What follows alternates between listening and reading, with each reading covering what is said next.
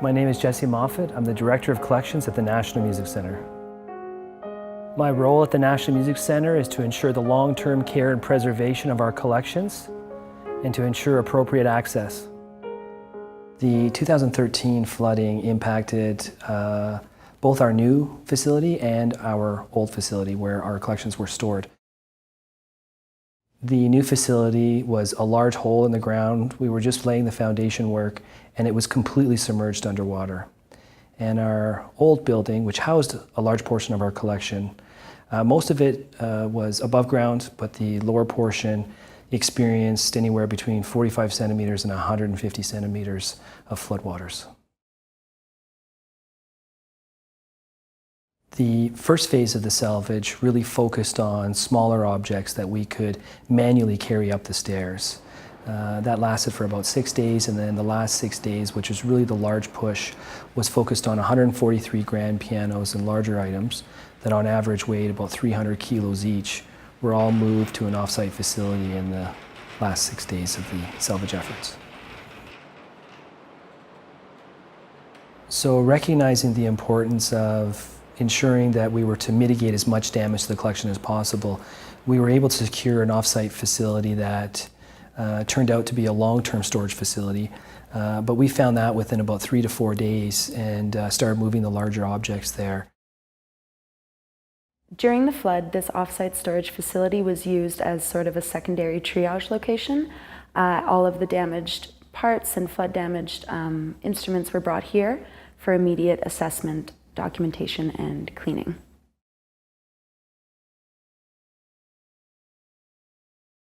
Our communications team was very, very proactive, and I would say that we were very proactive versus reactive with our social media plan. In the end, we noticed that there was a 1,000% increase in our Facebook hits, also 200% increase in Twitter.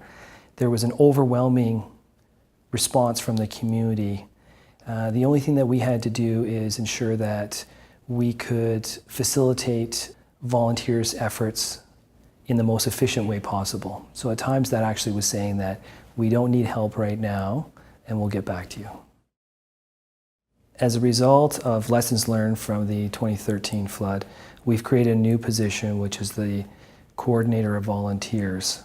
And it's a very, very important role. I can't stress enough the importance of that role when you have a team or an army of volunteers that are assisting with you. And that is a role that is definitely part of our new disaster response plan for both Studio Bell and our off-site facility. We also hired a videographer, and that videographer documented the entire process with audio, video, and still images so that we could look back and try to improve on the disaster recovery efforts from 2013. It was important to recognize the stress and mental health of employees both during and after the disaster. Throughout the salvage process, we noticed that about 10% of the staff were, because of stress and you're amidst a natural disaster and perhaps they were affected personally, were not essentially up for the challenge, which is okay because we had a great support from all the volunteers and our consultant. The National Music Centre hired a third-party consultant to assist with the flood recovery, insurance, triage, salvage, all of those aspects. We worked very closely with the heritage consultant, and it really assisted the organization and to propel things forward. We are an institution that, as a conservator, loves the objects, and they were there as a separation between you and your passion with the objects and the realities of going through salvage. There is a need for fluidity in decision-making and response because in a disaster situation, nothing goes as planned. It's not a linear path. It really is, every day there's going to be something else thrown at you. Best laid plans, even though the off-site facility was outside the floodplain and outside any area of the natural disaster, the day we planned on moving all the large objects, which was day 6 and 7, there was a train derailment, and that facility was within the blast zone. And it was something to take back, but we got out a map, and we were able to find a pathway to that facility so that we could stay on schedule with the removal of some of our largest objects. That facility is outside any floodplain and has recently been outfit thanks to generous support from the Alberta Museums Association that is now meeting museum best practices.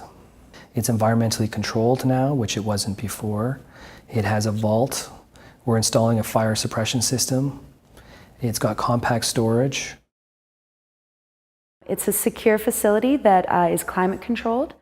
In preparation for the next natural disaster, which I hope will never happen, we've embraced a storage philosophy that absolutely everything has to be mobile. And in our basement storage areas, we've created these large, movable, compact units that we call them elephants.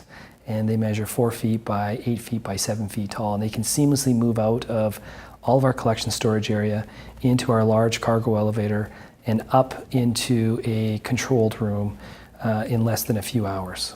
So if something were to ever happen again, we know that we have backup generators that will operate our facility for a number of hours, which will allow us the time to move everything out seamlessly.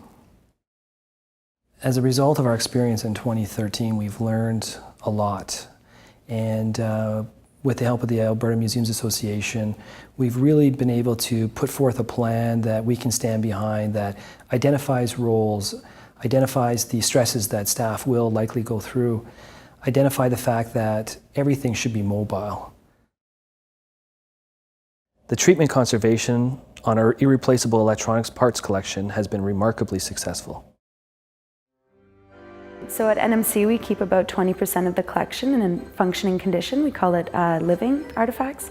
And this electronic parts collection here at Offsite helps to support that. Since the flood, we've had a lot of success with the recovery of these parts. The process is still ongoing, but as of now we have an up-to-date inventory of everything and we know where everything is located. One of the processes we use to clean these parts that's kind of new and innovative for this field is the use of ultrasonic cleaning tanks. Basically it cleans with bubbles, very tiny microscopic bubbles that form and pop on an object surface and remove the dirt. It's often used with jewelry and other small objects, and we've put it to work with our delicate objects here. And then once we put the object in the tank, usually it's all the dirt that's under crevices and cracks that starts to come out. And then afterwards we take them out of the tank and dry them with a dry air compressor to get all of the water off. The next step after we clean the objects is to rehouse them in conservation grade storage material. For circuit boards in specific, we house them in static shielding material to block the flow of static electricity through the parts. We've really been trailblazers in the preservation and restoration of flood-damaged electronic parts. So much so that one of our lead conservators has presented at the Canadian Association of Conservation, and her paper is going to be published. Conservation considerations that came out of the 2013 flood had us look at the use of ethaphone as a physical barrier. We found during the flooding that it acted more of a sponge and that really absorbed a lot of water and caused accelerated mold growth in a lot of the organic objects that we have. Working with some of the other institutions that were affected by the flood, there's a lot of lessons that were learned, and the share of knowledge has been instrumental in moving forward and preparing for future floods. The disaster plan for the 2013 flood was really focused on all hands on deck. We have to make it through this as a young organization that was amidst a capital campaign and opening up a new facility in just a few years. Since then, we've really made some huge strides in the progress of developing a disaster plan that is for this facility, Studio Bell, but also our off-site facility. It identifies roles and responsibilities, and it's much more structured. And I feel confident that if faced again with such a monumental task that there wouldn't be any issues going through it. Funding gained through the Alberta Museums Association has really propelled the National Museum Centre forward to being a first-class facility to care for some of our collections. Canadian treasures. We're entrusted as the new home for music in Canada, and going forward, I'm very, very confident that we'll fulfill that mandate.